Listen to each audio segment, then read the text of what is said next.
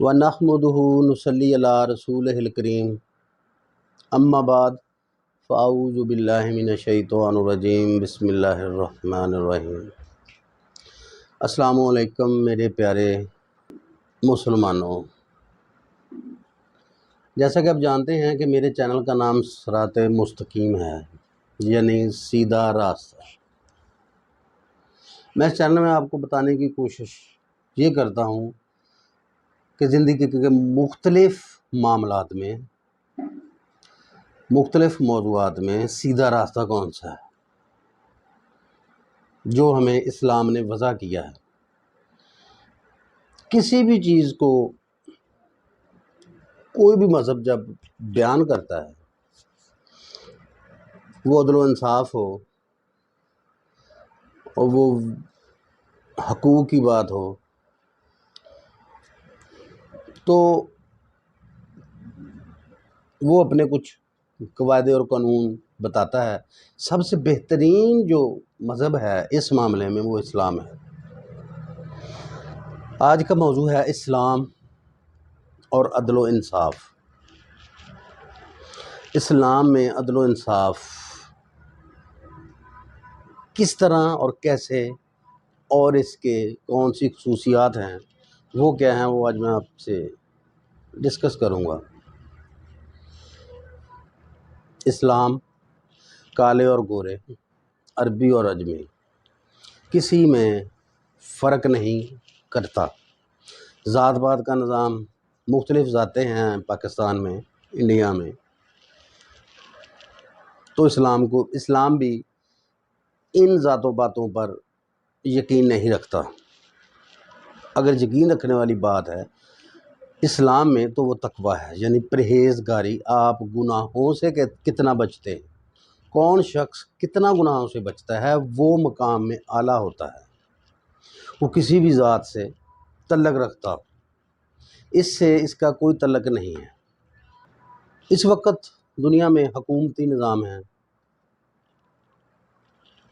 جیسا کہ آپ جانتے ہیں کہ پاکستان میں مخلوط معاشی نظام ہے جو کہ اسلام سے تعلق نہیں رکھتا۔ اسلام میں تو اسلامی شریعت کا نظام ہوتا ہے، جس میں زکوٰۃ، عشر،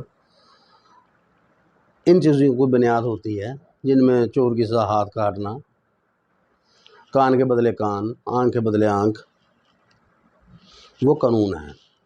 قرآن پاک میں اللہ تعالیٰ فرماتے ہیں اگر انسان عدل کرے، قانون خواہ کوئی بھی ہو، تو دنیا میں امن قائم ہو سکتا ہے۔ عدل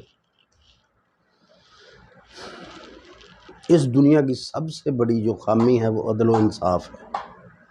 اگر ایک امیر اور غریب دونوں کا کیس عدالت میں چلا جاتا ہے تو 100% پاکستان میں یہ شیورٹی ہے کہ غریب کو انصاف نہیں ملتا۔ امیر زیادتی بھی کر ڈالتا ہے اور انصاف میں بھی زیادتی کر ڈالتا ہے غریب سے۔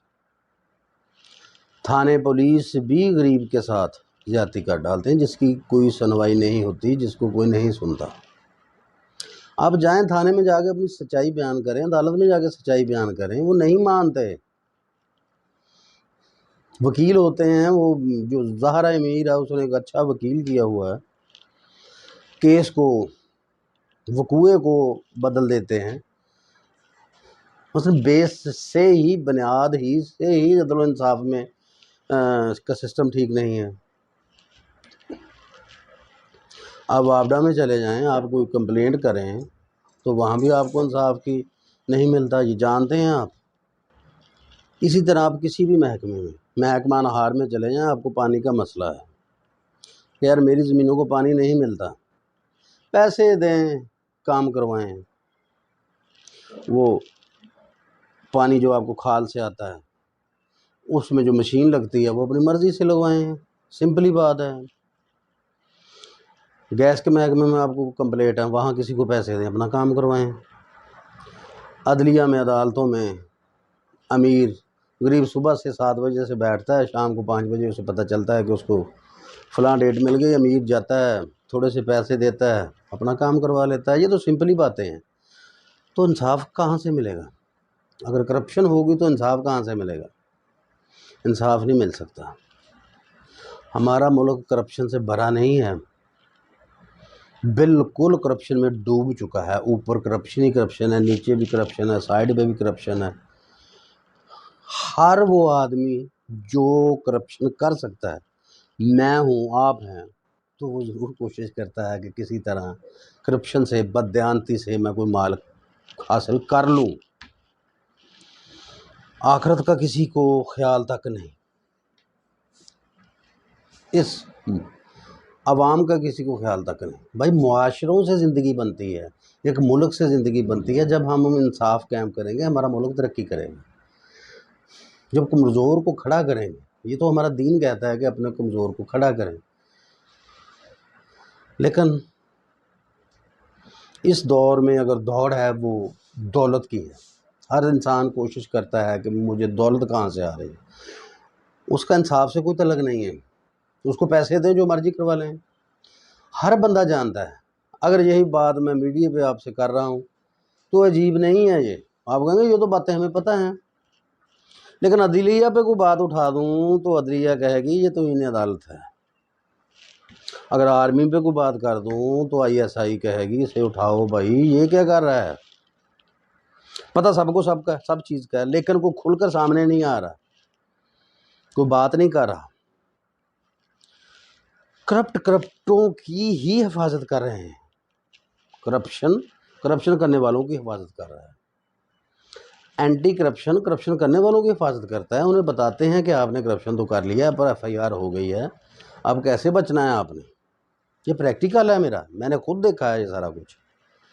تو اب کہاں جانا ہے ہم نے انصاف لینے پہ؟ کہاں جاؤں میں؟ کس کے پاس جاؤں؟ کیا میں عدالت میں چلا جاؤں جہاں 25 سال میں میرے بھانجے کا، وہ پیدا نہیں ہوا تھا، اس کا پراپرٹی کا مسئلہ تھا، وہ 25 سال وہ بڑا ہو گیا، ابھی تک وہ مکمل حل نہیں ہوا، وہ FSC کر رہا ہے. ابھی پیدا وہ 2 ماہ بعد ہوا تھا جو پراپرٹی تھی، اس کے پراپرٹی کے معاملے میں عدلیہ نے 25 سال لگائے، ابھی بھی وہ مکمل طور پر ختم نہیں ہوا. یہ میں ثابت کر سکتا ہوں آپ کو. تو 25 سال اس کی والدہ نے سٹرگل کی انصاف حاصل کرنے کے لیے. میں جانتا ہوں وہ کیا ہوا. کتنے عدالتوں میں مختلف قسم کے کیس ان کا وکیل کرتے جا رہا ہے، ہمیں الجھاتے جا رہا ہے. سیدھی سی بات ہے کہ یار یہ چیز ہے، اس میں 2 حصے دار ہیں، اس کا یہ شیئر ہے، اس کا یہ شیئر ہے، اس کو یہ دے دیا، اس کو یہ دے دیا. تو وہ کون سی باتیں ہیں جو 25 سال گزر گئے؟ وہ کون سے معاملات ہیں 25 سال گزر گئے؟ وہ ظاہر ہے وہ کرپشن ہے. 25 سال چاہیں آپ 50 سال گزار لیں. ہم نے ہائی کورٹ سے ڈائریکشن لی کہ یار ہمارا کیس جلدی ختم کریں، نہیں ہوا. یہ تو ڈرامے ہیں. ہم نے یہ محکمہ کھڑا کر دیا، نیب کھڑی کر دی، ہم نے FIR کھڑی کر دی، ہم نے اینٹی کرپشن کھڑی کر دی کہ کرپشن تھم جائے گی، رک جائے گی. وہ اور پھیلتی ہے. پہلے 2 کھاتے ہیں، اب 4 کھائیں گے، پھر 4 کھاتے ہیں، پھر 8 کھائیں گے. یار یہ حکومت نہیں، یہ حکومت آئے گی.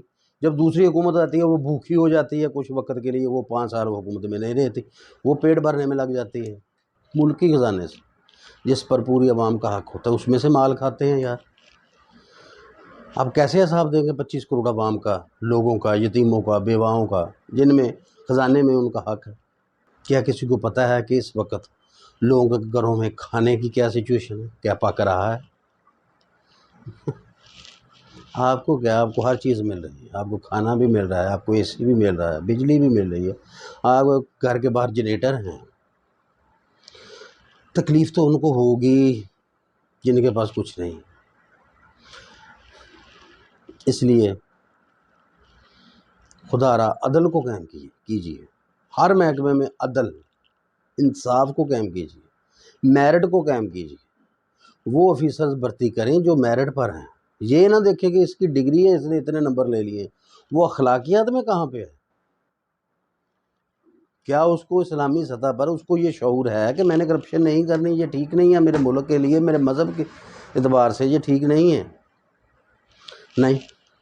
25 لاکھ دیں یہ بھرتی ہوگی انکم ٹیکس آفیسر، 10 لاکھ دیں یہ بندہ بھرتی ہو گیا، اس کا میرٹ کے ساتھ تعلق ہی کوئی نہیں ہے.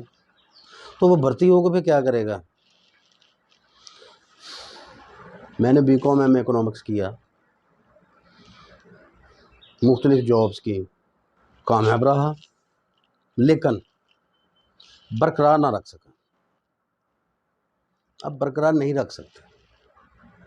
اب کوئی فیکٹری ہے، آپ نے وہاں جانا ہے، وہ آپ کو مینیجر رکھتے ہیں، وہ کہتے ہیں کہ ہمارا 5 کروڑ پروفٹ ہے سالانہ، تو آپ اس کو 5 کروڑ نقصان کیسے شو کریں گے؟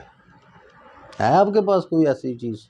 اگر آپ بتا دیں گے کہ ہاں میرے پاس ہے، میں 5 کروڑ نقصان شو کر دوں گا، تو وہ آپ کو کہیں گے بسم اللہ، یہ بندہ ٹھیک ہے، ویلڈ ہے یہ فیکٹری کے لیے، تاکہ اس کو ٹیکس نہ دینا پڑے، اس ملک کو ٹیکس نہ دینا پڑے۔ یار یہ بھی بے انصافی ہے۔ اگر خدا را خزانے میں مال آ ہی جاتا ہے ٹیکسز سے، جو بھی آتا ہے، وہ اس کا استعمال صحیح نہیں ہے، وہ پھر امیروں پہ خرچ ہو جاتا ہے، وہ پھر غریبوں کے پاس نہیں جاتا۔ التماس ہے تمام محکموں سے، التماس ہے تمام سیاسی پارٹیوں سے، خدا کے لیے اس ملک پہ ترس کھائیں، رحم کریں۔ چلو اسے چھوڑیں، آپ نے تو فوت ہو جانا ہے، آپ کے پیچھے ایک نسل آئے گی آپ کی، وہ کیا کرے گی؟ آپ دیکھ لیں، اب جتنے بھی بڑے بڑے لوگ تھے وہ سارے ختم ہو گئے، ان کی اولادیں پیچھے، ان کے ساتھ کیا سلوک ہو رہا ہے؟ صاحب سے التماس ہے کہ رحم کیجئے اس قوم پر، ہم پر، اپنے آپ پر، تاکہ آپ کا اللہ بھی خوش ہو جائے، آپ کا رب بھی خوش ہو جائے۔ ہمارا اسلام ہمیں عدل و انصاف کا حکم دیتا ہے، ہم عدل و انصاف کریں۔ اسی کے ساتھ میں آپ سے اب اجازت چاہوں گا، انشاءاللہ اگلے کسی موضوع پر آپ سے دوبارہ بات ہوگی۔ میرے چینل کو سبسکرائب کریں، لائک کریں، شیئر کریں، تاکہ ہو سکتا ہے میری ان باتوں میں سے کچھ باتیں کسی کے بھی کام آ جائیں۔ یہ نیکی ہے۔ اللہ حافظ، فی امان اللہ۔